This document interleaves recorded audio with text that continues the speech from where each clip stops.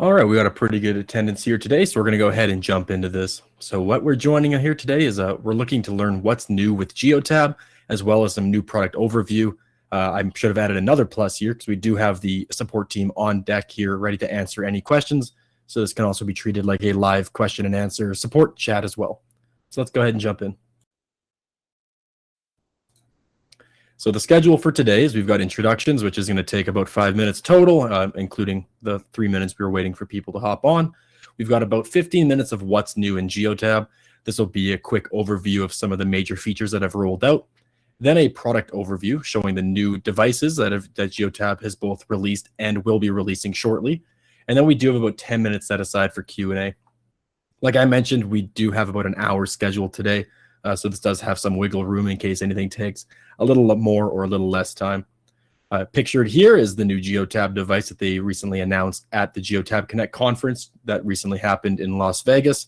If you have any interest in attending Geotab Connect next year, reach out to your account manager, and we'd be very happy to get you a registration link for that. Next year will be hosted, I believe, at the end of January, and it'll be in Denver. So really, really cool change for the Geotab Connect conference. Generally, they go somewhere nice and warm. So going to Colorado is a different pace, but I'm looking forward to it. So we'll give everybody one more minute here. I do have a couple people hopping in. So let's give everybody a couple seconds here to join in before I jump into the content. I'll also be kind of giving a live demo of some of these features as well during this time. So I'll bring across my database and show you it in a live demo as well. So if there's any delays in that demo, then please know that this is a live demonstration. Nothing is previously prepared.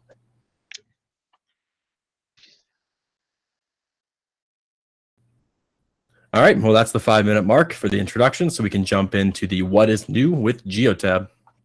So what's new? Obviously, there's been a lot of changes since Geotab Connect.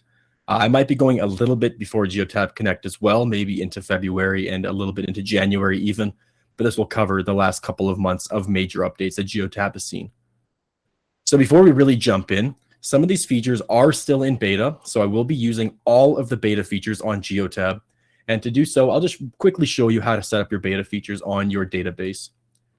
So from the Geotab database, you can simply press on your name, press on profile, then beta features, and simply toggle them all on here.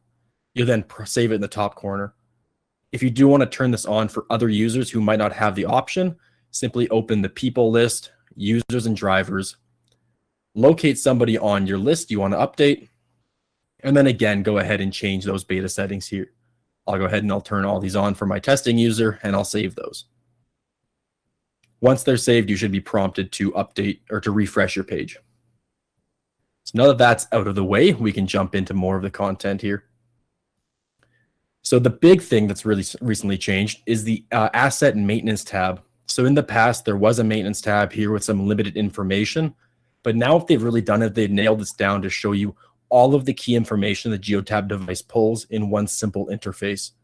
If you aren't aware, Geotab devices pull thousands and thousands of pieces of information from almost every asset they're connected to. And fortunately now, Geotab actually takes that information and makes it very digestible. From a simple screenshot here, you can see the battery voltage, coolant temperature, and other information. I will go ahead and point out that this is asset dependent. Some assets obviously offer more information, some may offer less. So always be sure to verify this information if you do have any questions about what you're seeing. Other information you can quickly see at a glance here is information about work order requests, which I will be touching on here shortly. You can also see any faults your vehicle might have had in the last 7 days. It does verify that specifies that 7 days is the date range here. You can obviously click into those if anything has been flagged. And then you can even see the maintenance overview. Obviously, this is my testing environment, so I have not spent $20,000 on my Subaru. So do not be too concerned for me. Like I said, we will be doing this as a live demonstration. So I will go ahead and bring back over my database and show you how to access that page. From the Geotab dashboard, simply press on Assets, locate your asset, press on it, of course, and then you'll see at the top there's 3 tabs, and we're talking about the Maintenance tab in the center here. This is where you can find this information. I see there's even a window here talking about how the measurements may vary based on your vehicle, but here's a quick glance at what my vehicle last detected. Looks like, fortunately for me, I don't have to fill up because fuel prices are getting really bad. So I'm glad that my fuel's high. I really like this new screen. Like I said, it takes a lot of that information that's a little bit intense to look at and makes it very nicely digestible in a simple graphic. And that's my favorite update from this new maintenance tab. Jumping over, the work order management. Like I mentioned on this past tab, we can actually see the maintenance overview and even go ahead and create work orders directly from this new maintenance tab. And this is where this would come. In the past, Geotab has had a more rudimentary version of the maintenance tab, and they've since updated that to being an FMIS Lite version. This allows you to go ahead and create schedules that can monitor your asset utilization and information, including basic things like oil changes, or even you can go ahead and do more detailed things like yearly inspection CVIPs. You can even go as crazy as setting up yearly or monthly car washes inside and external, whatever you might have. And that's just a really easy way to track, log, and even keep the dates and prices of every piece of work done per asset. Everything on this screen can also be generated as a report, and you can go ahead and track the information about your vehicles on a monthly, yearly, whatever it might be basis. That can help you right size your fleet by knowing which vehicles are the costliest and the ones you can save money on by even replacing. A new feature that actually just rolled out that I've also included with this is you can actually auto create jobs now using the Geotab rules, and I go ahead and show you that here as well. So I'll bring this over to my screen here again, and I can walk through a quick look over of how this works. Under the maintenance tab, you want to start with schedules, and this is where you'll actually set up those specific schedules. Like I said, this is my testing database, so I do have a pretty large list of schedules for my one vehicle. Like I mentioned, I do have a car wash, which I've got set up for every 1,000 kilometers. That way I can just make sure that my car stays squeaky clean. This does not have to use kilometers. I could actually use engine hours or even date range. So right now I've got one here for kilometers. I've got one for date range. I don't currently have one set up for engine hours, but that is also an option. Once you've set up your maintenance schedule, you can go ahead and apply your assets to it, which will show in this list here. Then on the work order management side, there are 3 tabs devoted to tracking this information. Requests are things that Geotab has flagged based off either those automatic reports that I'll show you soon here, or those schedules you've set up previously. If any of these are urgent, like in my situation here, I've got this test maintenance that is actually overdue, I can go ahead and create an order out of that, and then subsequently create jobs within that order. You can obviously track the status of these here as well. And even like I mentioned, you can track the pricing of everything included. You can also update, you can upload receipts to make sure that everything is accurately applied to these vehicles. Another thing I mentioned is that you can actually create work order requests based off rules now, which is a really nice feature. While I don't have anything specifically set up on my database to show this, I will simply show you how to do it. If you have a very specific rule for if a battery reaches a certain limit, you want to have that replaced, you can go ahead and do so.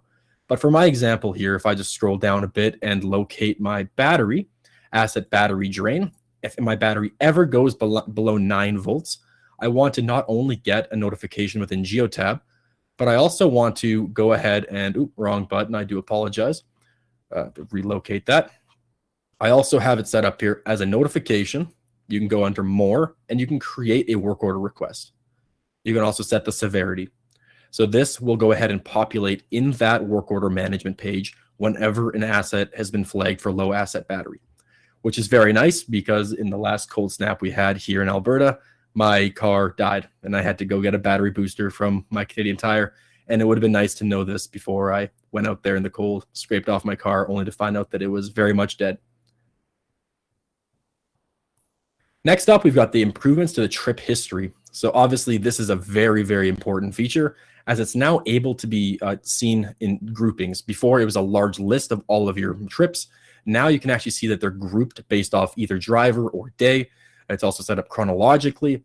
It allows you to easily view your routing, even have faster loading time because of how they've really congregated the data down into these little parcels. It's even easier to be filtered, and searching as well has also been improved. I believe this is currently in beta. I might be wrong on that. It might have been pushed to production. I know we did have some initial hiccups with this new trip history, and I do believe those have all been ironed out. And it is now actually a very nice and seamless situation here. So again, we'll bring back up my database. I'll go under productivity, trip history, and this is where you'll find that new beta feature. Like I said, this is a live demo, so if anything is very slow, I do apologize. So first up, I want to select my asset from the list. I can go ahead and select the date range similar to before, and I can go ahead and show all my trips here. Like I said, this does flow in from the top to the bottom, and it'll show me the trip history here. Another thing that's been included is you can actually see your live exceptions on the right-hand panel. This, again, can be hidden or shown as necessary. If you do have a camera installed in your vehicle, which I do, you can actually click this and get the information here as well. Another thing I think is pretty cool is that you're able to go back and view trips in the history. I know some people might already know this is more basic information, but if I wanted to find a specific trip from the past, I can go ahead and pull that here as well. Next up is Geotab Ace has been officially rolled out to all databases. If you're not aware, Geotab Ace is Geotab's own AI tool that they've got built within their own database here. This allows for naturally speaking questions. You don't have to know any background into coding or development work. You can simply ask it a question, and it will give you the answer to the best of its abilities. In the past, the questions had to be fairly basic, but Geotab is continuously improving this using their own data, feeding their own channel here, and allowing this to only get better with time. Fortunately, it also has the option to use prompts. So in the top corner, you'll see this little star icon. You can click on this to load up Geotab Ace. And from here, you could either ask it questions based off these prompts here, whether it's an operations-based question, how many assets have over 50,000 miles. You could ask a sustainability question if you're looking for that, or you can even ask it your own question. Maybe how many times did I speed in Calgary in the last 1 month, and it would tell me that information.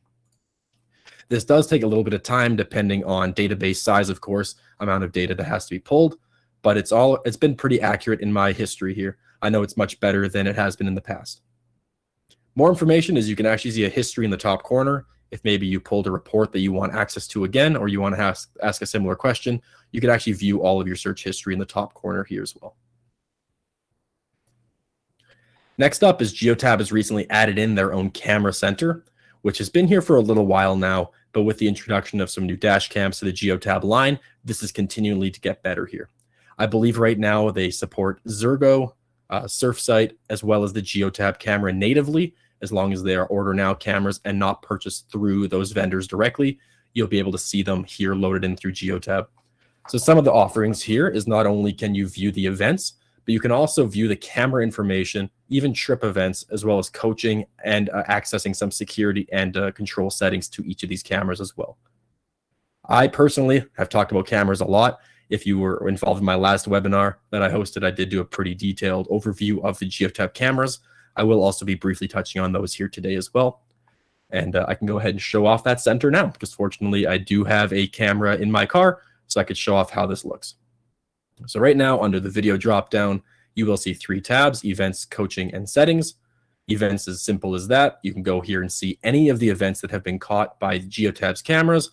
And in this situation, I see I've got a rolling stop violation from last night, actually.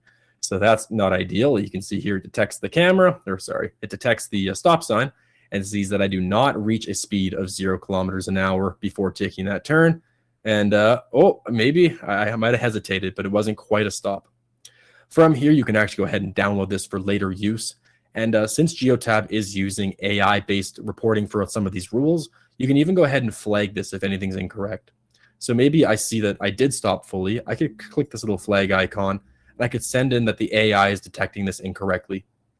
All this does is really help Geotab improve their overall AI model for these cameras. Other options you can see here is you can go under coaching, and you can see who's the best and the worst driver in the fleet and offer coaching based off specific events that might have been reached too often. In this situation, my wife and I are both fantastic drivers, so credit where credit is due. We do not need coaching at this time. If I bring this back a little while to a previous month, that case is a little different when I was driving more, but fortunately, everything is looking up for me. And then the final tab is the settings tab. This is where you can go ahead and apply your faces to people, which means you can apply the driver to the driving history. You can also blur people for the events, set up road rules, whether blurring people or pedestrians or license plates, and you can even set up a data policy here, letting you delete the camera footage every 30 days or a custom date range, and even if you want them to delete it from the cloud at some certain interval. And then finally, a coaching, whether you want coaching to be auto-approved or not. So that's a quick overview of what Geotab has released in terms of features. And now we're going to take a quick look at what Geotab has both released and will be releasing directly through their product overview. So first off, we've got in the flag here, anything with the star is coming soon, not currently available. But this is the dash cam line that Geotab currently has natively accessible. So the first off, we've got the Geotab Go Focus ADAS. They call this an ADAS sensor opposed to a camera, as it records specifically on events and uses predetermined rules. We've got the Go Focus Plus, which is the camera that I just showed off. It comes in a few different models, either a road-only model, a road and driver model, as well as an addition of one of these external cameras. So in this situation, this is a road-only model. You can plug in this in-cab camera. Or if you have the camera with both lenses, you could choose either the inside auxiliary camera or the external auxiliary camera. And then finally, the largest offering right now is the Go Focus Pro. This is I believe it's a 5 to 6 channel kit. You can plug all of these in directly through the camera itself and even view up to 4 of those channels on the monitor here as well. This does offer that 360-degree visibility, as these cameras all have very wide angle lenses, allowing for very good visibility of the asset as a whole. While these aren't currently available, I think this is best used for cube vans or large assets that you really want to have full coverage for. I'm personally very excited for this. While I don't think this is a proper use case for my Subaru, I think I might try to convince my wife otherwise. Next up is the new asset trackers. Again, anything marked with a star is coming out soon. We've got the next gen Go Anywhere. If you're aware of the Go Anywhere as of now, you're probably pretty used to something like this. Fortunately, this is going to have an extended battery life of up to 10 years. They are ruggedized, so they're good for outdoor usage. They're IP69K rated, I believe. So very, very high outdoor rigidity, great for water and dust. They also do have an LED indicator light to let you know if anything is going wrong with them. In the middle here, the top end model of this is the Go Anywhere Plus. You can see here it's got a little port option. This actually allows this to be plugged in directly to a battery source, meaning that it can have near real-time indications like a Geotab Go device. This can be much higher refresh rating, I suppose. It can also monitor ignition and engine hours because of this. On top of this, it does have a replaceable battery. So if you are using this as a battery-enabled option, you can actually go ahead and replace that battery if it ever does have any issues. And then finally, it does offer satellite mode for both T-Mobile in the US and Rogers for here in Canada. So if you want to go ahead and look at those satellite maps, be sure to do so before making any decisions whether or not this will work for you. And then finally, the very exciting offering here is a small asset tracker. If you're familiar with things like Apple AirTags or the Tile devices, this is actually very similar to how those operate. These operate based off Bluetooth devices, whether that's the Geotab Go 9B or greater device with the iOX Bluetooth, or even their own beacon devices you can buy as well. The beacon device will act as a hub, and these are the pinging devices that you put on small assets. Right now, the ideal use case for these is to throw one of these in your toolkit. You then apply that toolkit to a specific vehicle. If the vehicle drives away, leaving that toolkit at a work site, you can get a notification immediately that this asset was left behind. Like I said, that is the ideal use case, but in some situations that we're currently working towards, you can actually create like a mesh network of these. You could have these in a warehouse, spread out on different wire racks or whatever it might be. As long as there's enough of the Bluetooth beacons to ping back to, you could actually get pretty live reaction about where these are located. They have about 100-meter range per beacon, so you definitely want to make sure that your hubs are located within 100 meters of each of these. Last up, we've got the Go devices. If you're used to the Go 9, the Go 9B devices, this is the next gen device. As of now, they're both coming soon. I'm actually unsure when they're going to be fully released, but I can at least get some excitement built up around them until then. So there's the next gen Go, which I want to call the Go 10, to be honest. I think that's a more appropriate name. They are Bluetooth enabled, and they actually have a small internal battery this time. If you aren't aware, a Geotab Go 9 device does not have a battery, meaning that if they're unplugged, no data will send at all. That is it. These guys fortunately have little batteries enabled, meaning that if they are unplugged or damaged in a collision, they can send a last breath kind of notification over to Geotab.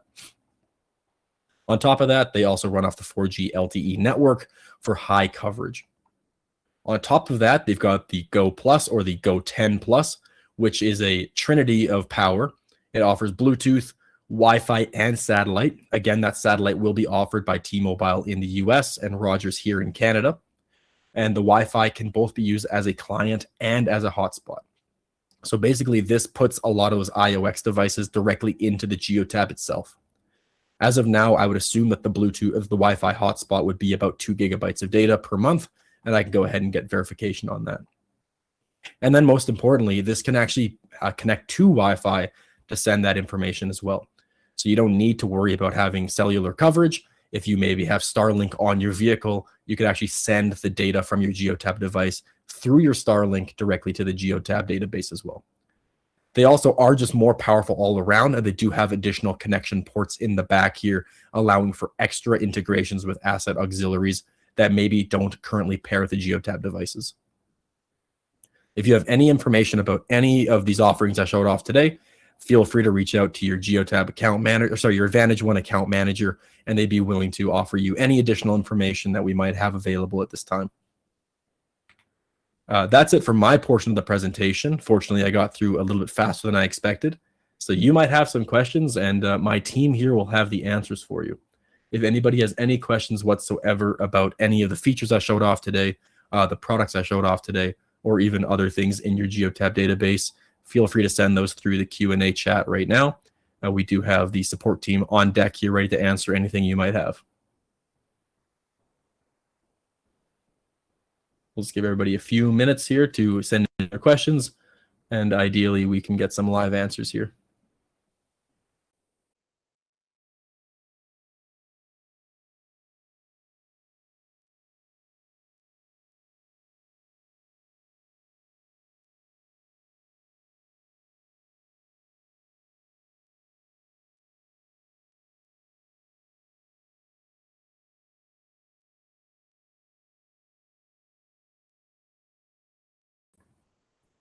We will just wait a few minutes here, and if we don't have anything by maybe 11:30 Mountain Time, we can go ahead and wrap this up.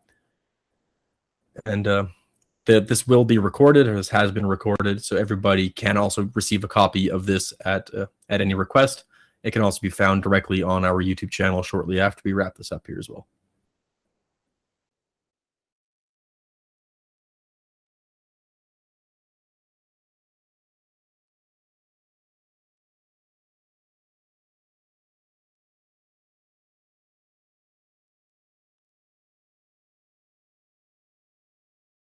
All right, we got one question here for the support team. If anybody wants to hop in, we've got our trip details available from linked assets. Anybody wants to hop in and help with that?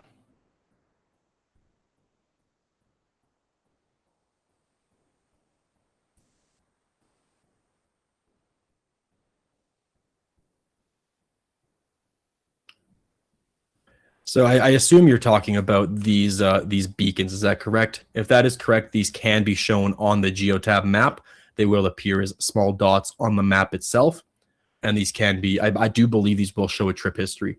From what I've been told, the closer they are to the beacon, whether that's the Go 9 device with Bluetooth or one of those actual beacon hubs, it will get more accurate information. Also, from what I've heard, they're accurate to within 3 feet or about 1 meter. So pretty darn accurate as long as they're close enough to one of those hubs. The closer they are, the higher the refresh rate or the frequency is as well.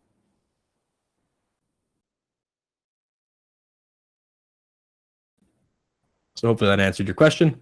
If it didn't, feel free to reach out after this call and we can make sure that we get the proper information your way. Thank you for the question.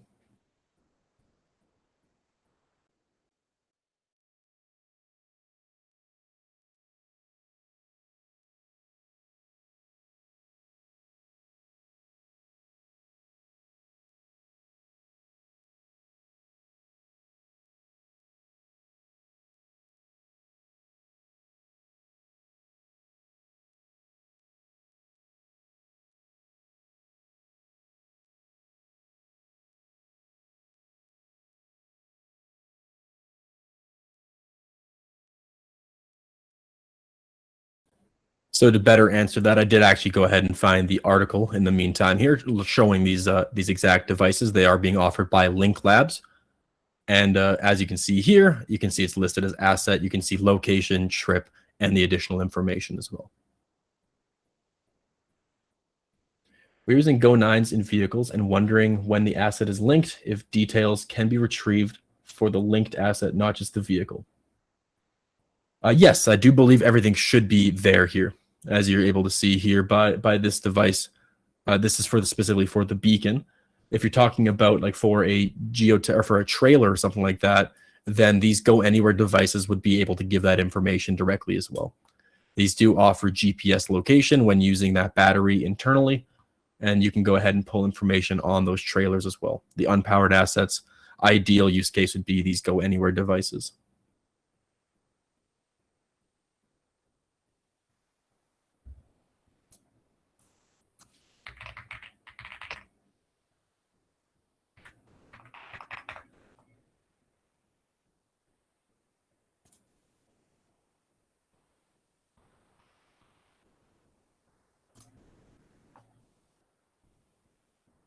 Oh, thank you, Shane, for providing that link. That's really helpful. Thank you.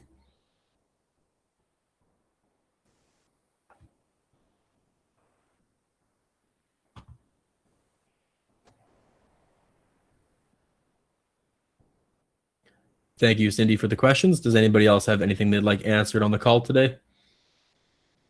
While the support team is handy and ready to go.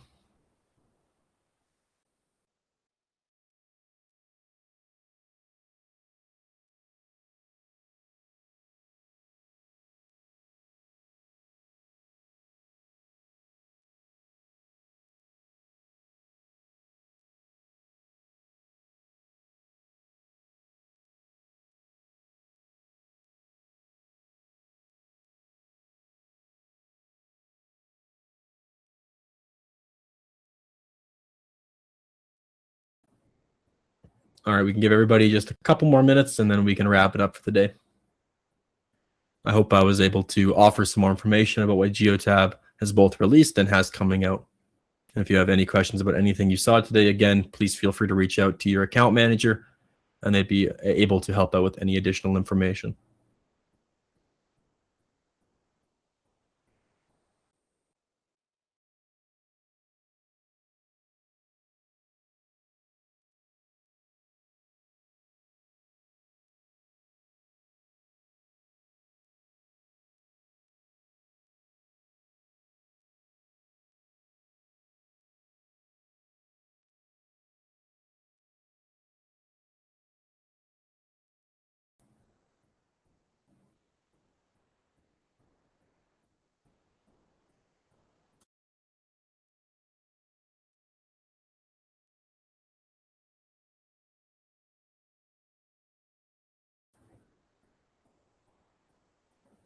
All right, well, if we've got nothing else coming in, we can go ahead and wrap this up for today. I appreciate everybody for stopping in.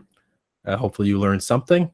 And if you do have any questions and didn't get a chance to ask them, please feel free to email your account manager. Optional, you can email me directly and I could send that the proper way. My email is jordan@advtracking.net. You could also reach out to the support team if you have any support-related questions. They are support@advtracking.net. Thank you so much for joining today, and I hope you have a great afternoon.